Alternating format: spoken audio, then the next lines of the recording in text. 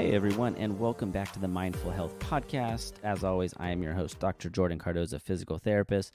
Today's going to be a fun episode, but it's probably going to be pretty short. It's just something I want to address because I get this question every once in a while, both online and in person, and it's if I think a deadlift, like a traditional style deadlift, is a low back exercise. So the answer is really, as many answers are, it depends on what you actually feel, what you mean by, is it a back exercise? Do you mean, is it primarily your back that is working throughout this movement, which is one way to look at it, which in my opinion, the answer would be then no, it is not a low back exercise. If you view it how I view the kind of question is, does your low back work in this exercise? Then the answer is yes. In my opinion, once again, I think the low back, right, your lumbar extensors, your trunk muscles, basically your whole trunk in general, I think the deadlift is a great way to work out that. And you find that people that have strong backs typically, right, they can deadlift, or if you're doing like physique, right, typically that's one exercise people use to build like a thicker or bigger back.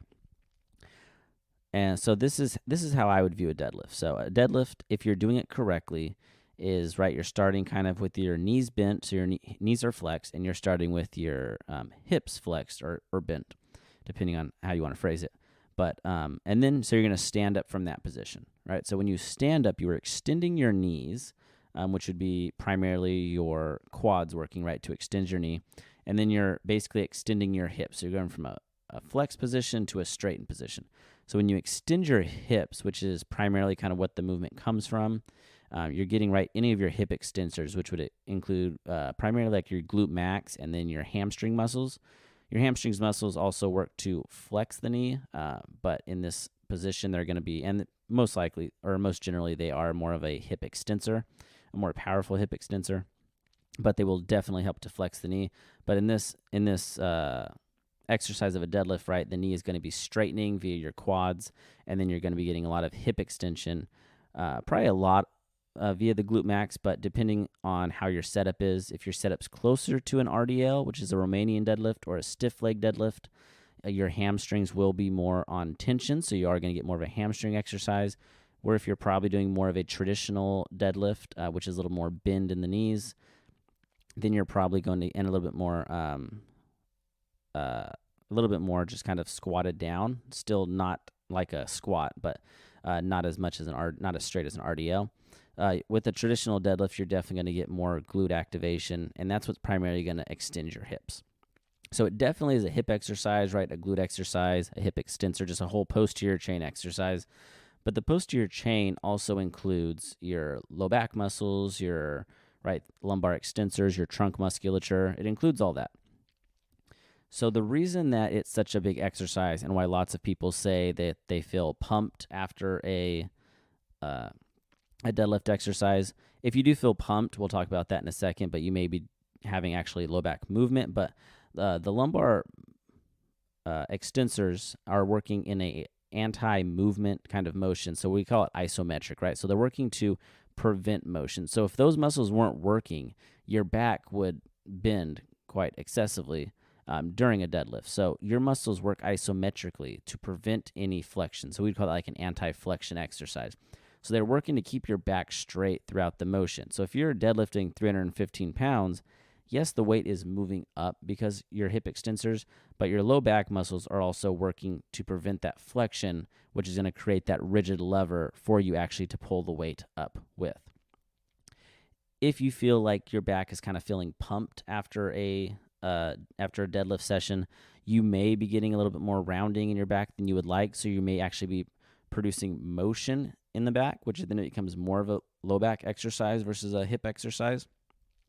But primarily, if you can keep the low back stationary, right, isometric in fashion, so not moving, then most of the motion should be coming from your hips, and you should be feeling it more in your hamstrings and glutes. So obviously, you know my opinion, right? I think that that a deadlift is a great exercise overall. I think it's safe to do. I think it's great to build up trunk strength overall, and it's just functional, right? It's basically lifting something up off the ground, which we have to do every day. I know there's a lot of therapists out there that I've heard before, or just people in general that say how bad deadlifting is and it'll ruin your back. The only way that's going to happen, right, is if you're ego lifting. you're lifting with bad form, you're lifting more weight than you can handle.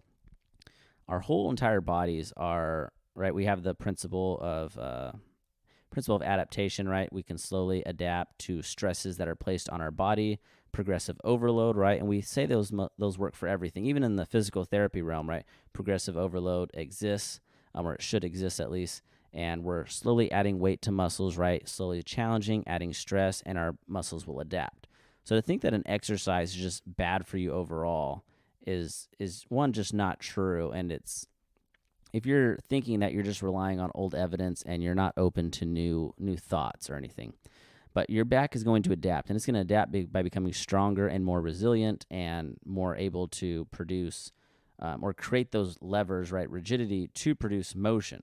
And you should be training your back to produce motion as well in certain aspects, typically not loaded, right? But like when we talk about the Jefferson curl, right, that's teaching your body to be strong in out of a neutral position. But like I did say in that video, it is also important to train in those optimal positions, in those neutral positions, so that you're strong in the best possible position to produce force. So the deadlift is a great exercise. I use variations of it in my training. I use variations of it with patients to help them get stronger. There's lots of different variations that you can utilize. I think most of them work great as long as it's done in the correct fashion, right? Progressively adding weight over time and using correct form. And the big thing is not ego lifting, which is how we see a lot of injuries happen, especially in a gym where like multiple people are deadlifting together. Someone hits a PR of a weight, you want to hit that weight, right? You know you're close, so you just kind of inch it out, rounding your back, just kind of form goes out, which isn't necessarily always bad, but it's not going to be good for you, right? It's not teaching you to improve your lifting mechanics. It's just saying, I'm going to lift this. I don't really care how it happens, right? So there's a little bit to that as well. So typically when I lift, I'm not maxing out anymore these days, but try to make sure your form is good. Typically I consider a max out when either you can't lift the weight anymore, but more importantly, when you can't lift the weight with your form that you started with. If your form is changing, that means you're not able to lift that weight correctly as you've planned it. So I would try to stay away from that with any lifts in general. It's just going to help you keep safe, especially if you do plan on lifting those heavier weights and maxing out. So I'm very interested to hear your thoughts. Feel free to comment, message me your thoughts on deadlifting in general as just for an exercise or for rehab protocols, for therapy, and just what you think of the deadlift in general as an exercise. Hope you guys liked this episode. Thank you for listening, and we'll see you next time.